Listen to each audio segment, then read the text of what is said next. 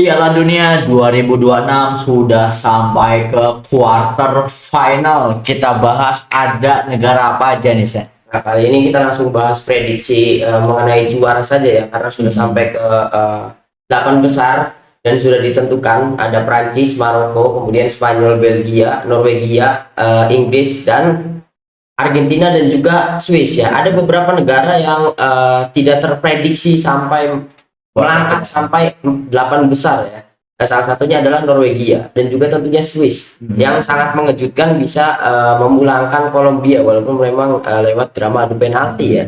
Tapi tidak menyangka jika Swiss akan melaju sejauh ini gitu, dan tentunya ini adalah hal yang tidak bisa yang di luar prediksi para fans Argentina, karena fans Argentina itu pasti memprediksi Kolombia yang akan bertemu dengan Argentina di perempat final, dan hal ini juga tentunya membuat fans Argentina itu merasa senang karena ketemunya dengan Swiss. Tanpa meremehkan Swiss, jujur kalau misalkan harus bertemu, lebih berat bertemu Kolombia daripada bertemu dengan Swiss ya.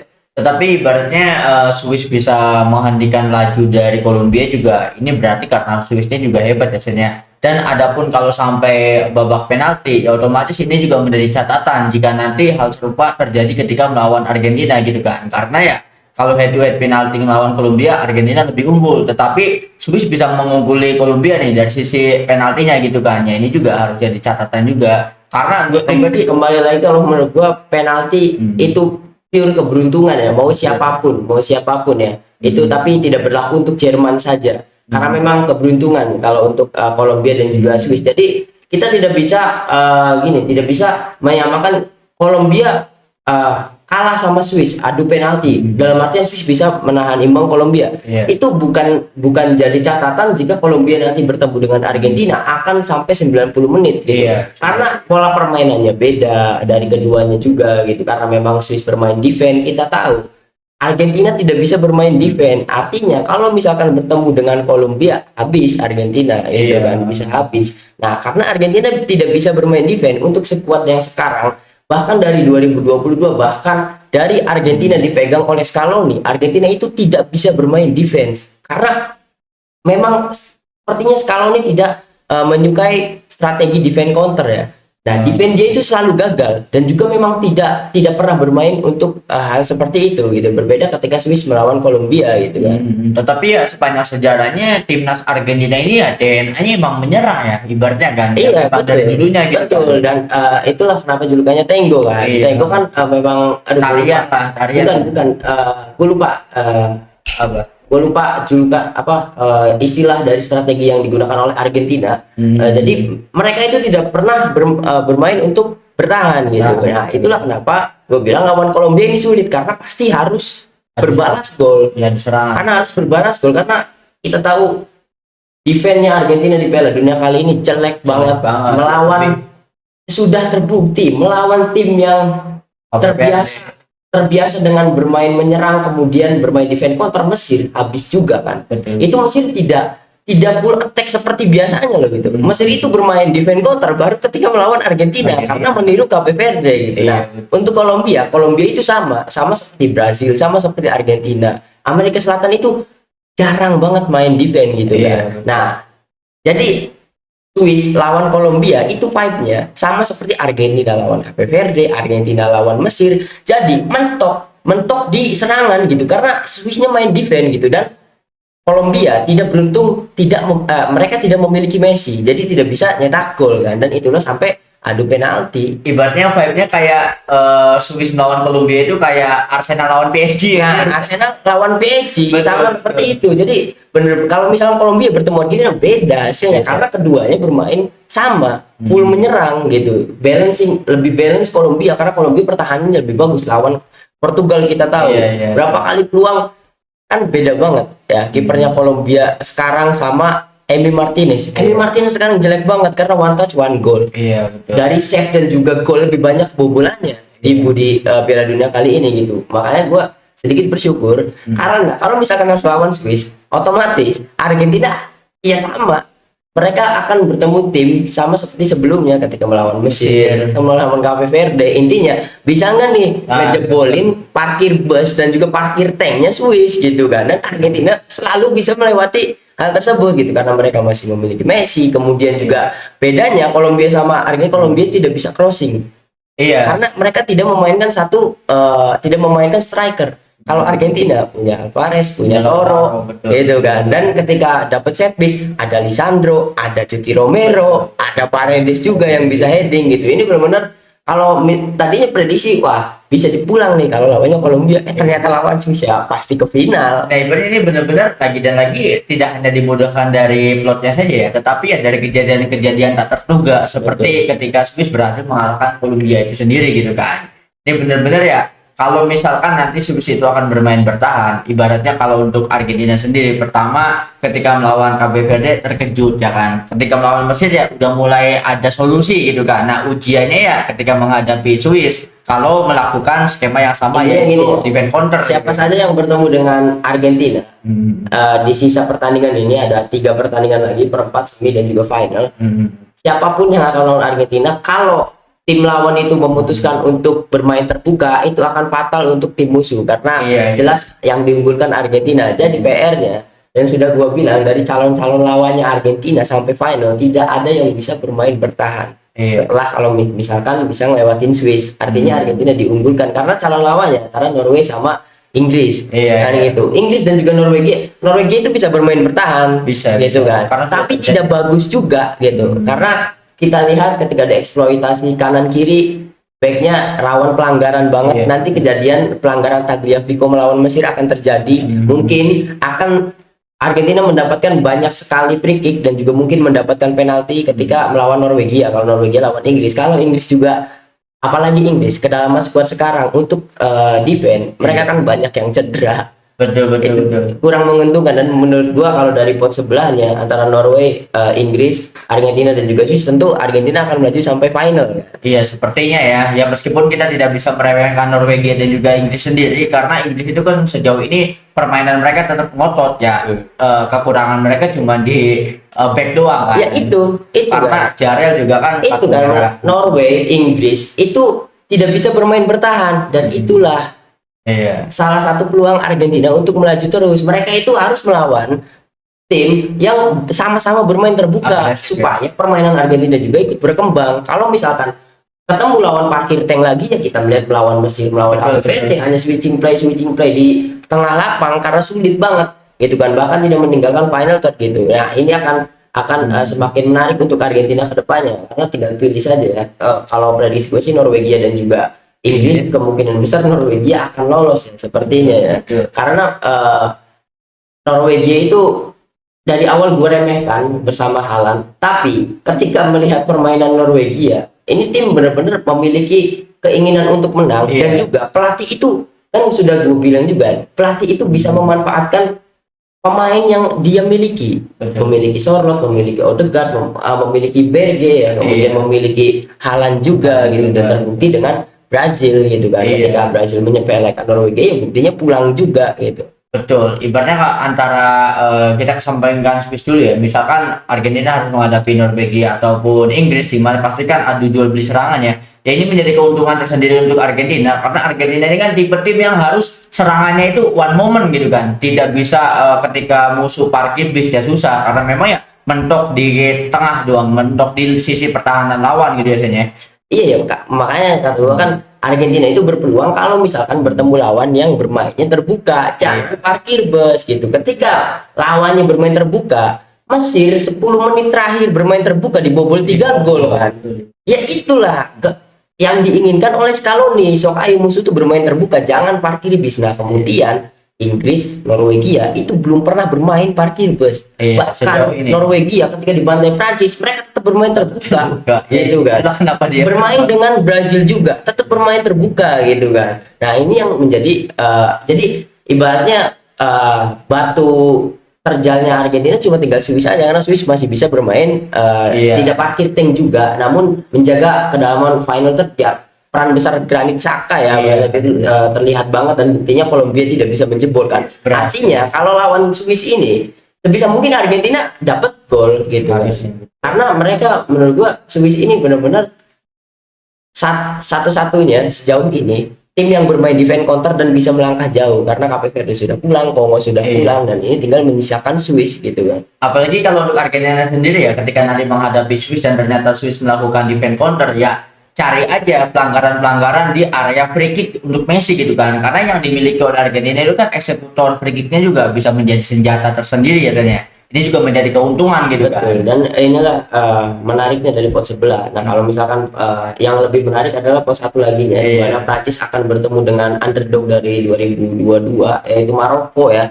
Walaupun tidak sekuat skuadnya di 2022, namun Maroko bisa sampai ke quarter final lagi. Iya. Ini menakjubkan juga. Kemudian ada Spanyol dan juga Belgia. Inilah yang paling menarik karena tentunya di pot sebelah ini kita tinggal pilih lawannya Argentina di final itu siapa, Spanyol ataupun Prancis gitu kan. kayaknya. Tapi ya jangan meremehkan Maroko juga gitu. Betul, betul. Karena dari Maroko sendiri ya, kalau untuk agresivitas mereka termasuk tim yang ofensif. Meskipun dari pertahanannya kurang juga kalau untuk Maroko, sehingga nanti kita akan lihat nih ketika Ya, menghadapi ini Prancis. yang masuk ke quarter final, yang mainnya bertahan itu cuma Swiss. Swiss, Yang betul. lainnya bermain terbuka semua. Semua. Belgia juga sama atraktif Sama. football kan, kalau misalkan Belgia gitu kan. Nah, ini benar-benar menarik banget. Tapi tetap ya, kalau misalkan harus prediksi, gue tetap ngunggulin Prancis. Prancis akan bertemu dengan Spanyol di semifinal, dan Prancis itu akan memulangkan Spanyol dan akan melaju ke final. Dan memang prediksi gue dan keinginan gue, rematchnya Argentina dan juga Prancis di final. Final. Harus banget gitu. Meskipun gue ada sedikit prasangka ya, firasat gitu kan, gue ada prasangka Spanyol yang akan menumbangkan Prancis. Kalau dilihat dari pertandingan terakhir, Spanyol melawan Portugal sepertinya tidak menjadi jaminan ya. kurang kuat ya. Kalau misalkan mereka bisa bahkan mengimbangi Prancis aja sedikit sulit gitu kan ketika melawan Portugal. Walaupun Portugal itu kan pertahanannya bagus gara-gara ada Renato Veiga ya, kemudian juga penampilan dari Diogo Costa juga. Namun ketika melawan Portugal, sepertinya serangan Spanyol itu tidak efektif sama sekali, dan kita lihat orang yang menantang Kylian Mbappe yaitu Jamal ya, Lamine Yamal, tidak bisa ngapa-ngapain. Bahkan dia tidak bisa ketika dia megang bola, bahkan selalu terintercept oleh back-backnya Portugal gitu kan. Nah, kita tinggal tunggu lawan Prancis ya. Nah, kalau misalkan ya, kalau prediksi mereka pasti bertemu di semifinal, dan gue tetap menjagokan Prancis. Kalau untuk bertemu Spanyol, setidaknya prediksi gue skornya itu beda 2 gol. 3-1 atau 2-0. Selisihnya 2 gol ya. Iya, 3-1 atau 2-0 menurut. Berarti ibaratnya kalaupun harus ada keajaiban, mungkin ini di tangan Maroko kali ya. Ya kalau memang akan ada keajaiban gitu kan ketika nanti menghadapi Prancis, karena ini juga rematch lagi. Mereka kembali lagi menghadapi Prancis juga, dan kali ini meskipun memang secara nama tidak sekuat dulu, tetapi nama-nama yang baru juga, karena yang diunggulkan dari Maroko adalah chemistry. Mereka bermain sebagai tim gitu kan. Ya meskipun ya kerugian terbesarnya kehilangan sosok Saibari sih, karena terkonfirmasi Saibari sudah tidak bisa main. Iya, ya untungnya hal itu juga terjadi di Prancis. Chemistry Prancis di 2026 ya jadi juga ya, seperti prediksi banyak orang di sebelum Piala Dunia ini, Mbappe akan jadi masalah, ribut sama Kante dan juga yang lain-lainnya. Ternyata ya tidak juga gitu kan. Cuman ya yang paling kontroversi itu kartu kuningnya ini ya, kartu kuningnya Michael Olise ya, di mana sudah ajukan banding tetapi tetap ditolak, dan hal itu menjadi sebuah tanda tanya besar, karena kalau dibandingkan sama kartu merahnya Balogunya, dia beda banget gitu kan, malah nggak bisa di defense kalau kartu merahnya Balogun. Tapi kalau untuk kartu kuningnya Olise ternyata ya tetap tidak bisa dibatalkan. Ini juga menjadi kerugian. Kayaknya kalau nanti melawan Maroko dapetin kartu kuning lagi ya bisa akumulasi ya. Tidak, karena baru satu sih. Iya, akumulasi itu 4 kan. 4 kartu kuning baru disuspend kan, masih aman lah. Kalau misalkan melaju sampai final juga gitu. Kalau misalkan lawan Maroko kena kartu kuning berarti baru 2. Iya. Kemudian semifinal baru 3, aman sampai final untuk Olise, karena Olise baru 1. Iya. Itu kan akumulasinya, karena dia tidak mendapatkan strike kartu merah juga gitu. Kalau misalkan kartu kuning, apalagi untuk Olise sulit untuk kartu kuning, karena attacker itu kemungkinan mendapatkan kartu kuning itu sangat kecil ya. Kartu kuning lawan Paraguay juga bukan tackle, bukan pelanggaran kan. Itu benar-benar kontroversi. Ya, makanya menurut gua aman untuk Olise gitu untuk kedepannya. Yang penting jangan ada keributan nih ketika melawan Maroko ketika semifinal gitu. Kalau misalkan satu-satunya kerugian Prancis itu untuk Olise kalau masalah kartu ya, jangan sampai dia kena kartu merah. Iya. Jangan sampai ketika ribut dia ikutan ribut, Iya. kemudian menutup mulut kartu merah, jangan seperti itu gitu kan.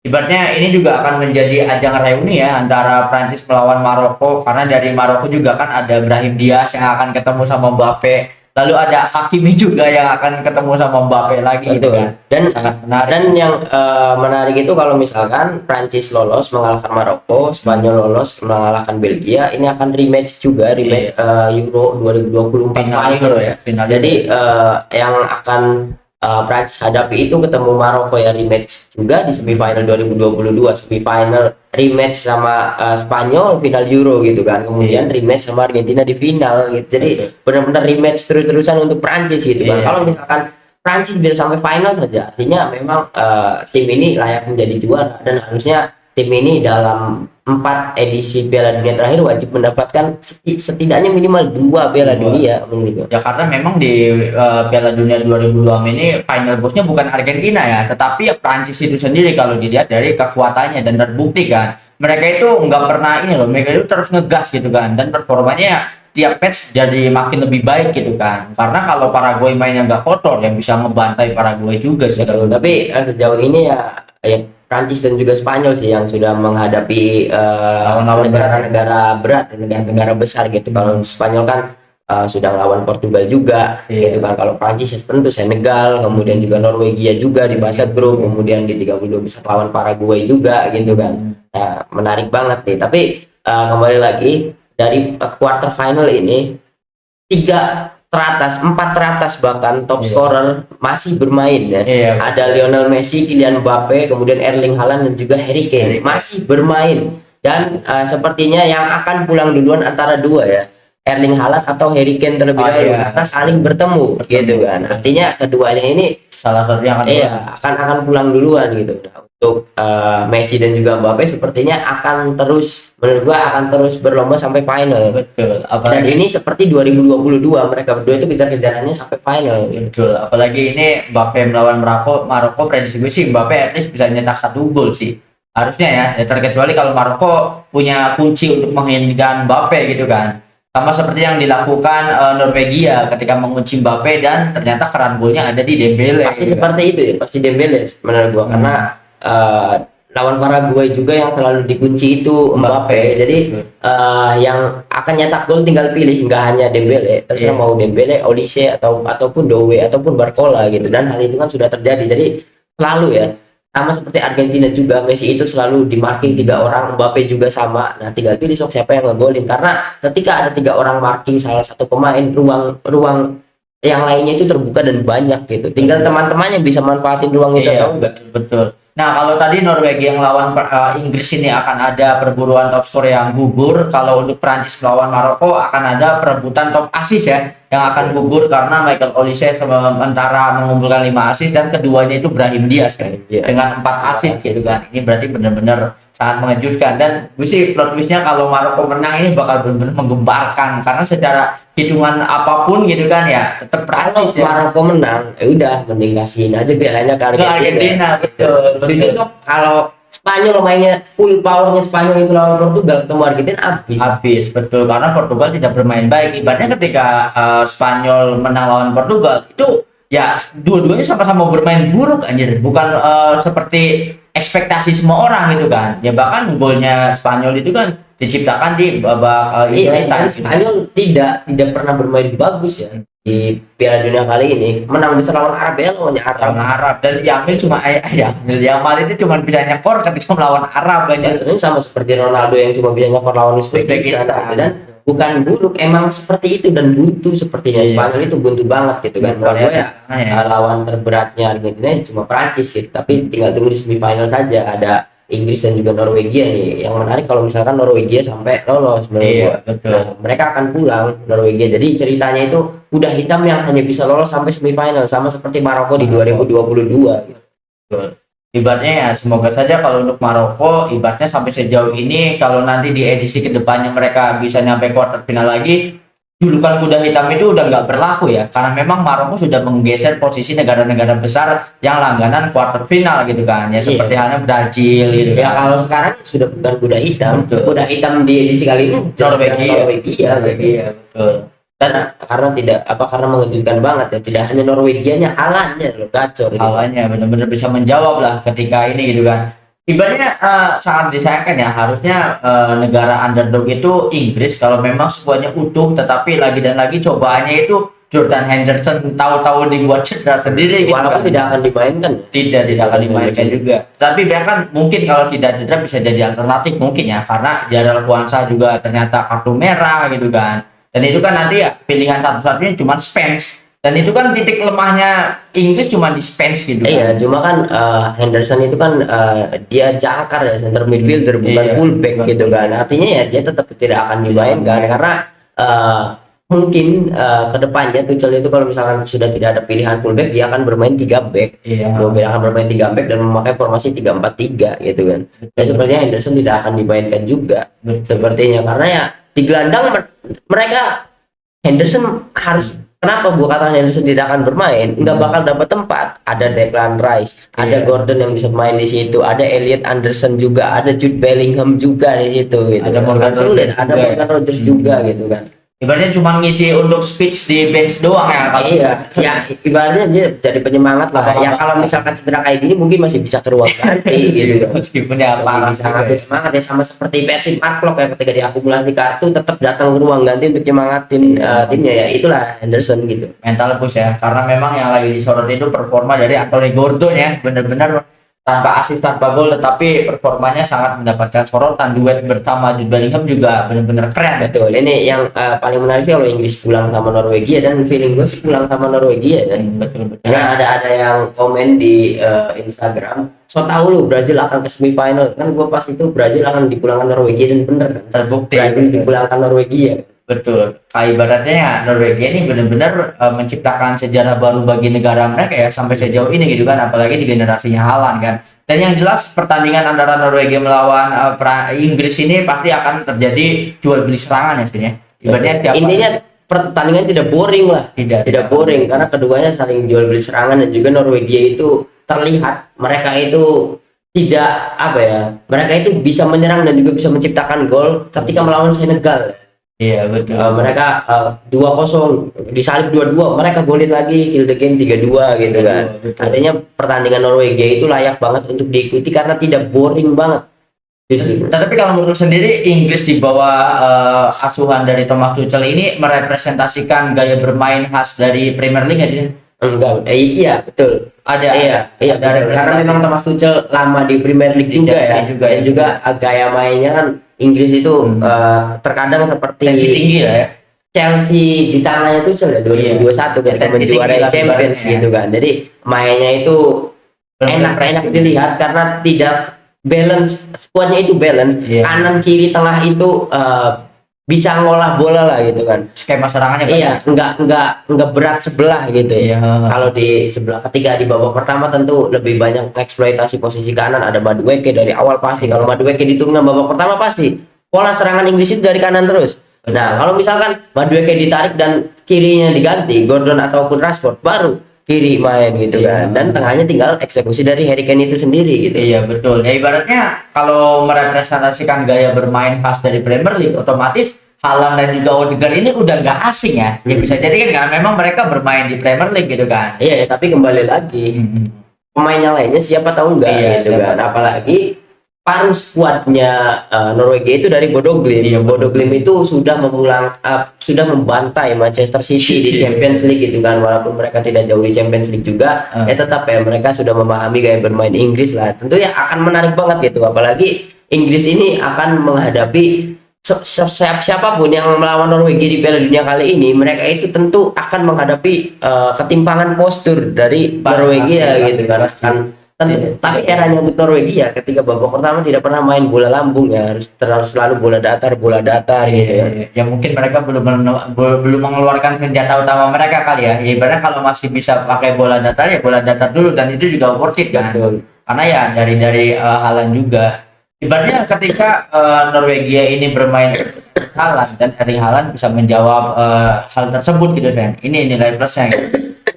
Ya ini menarik banget lah, intinya sampai final dan baru hari ini libur ya. Setelah sebelumnya itu strike, nggak ada libur Piala Dunia dan baru libur di perempat final, dan ini akan terus-terusan libur. Setiap hari kita hanya disajikan satu pertandingan saja. Iya betul. Dan malam itu Prancis dan juga Maroko ya.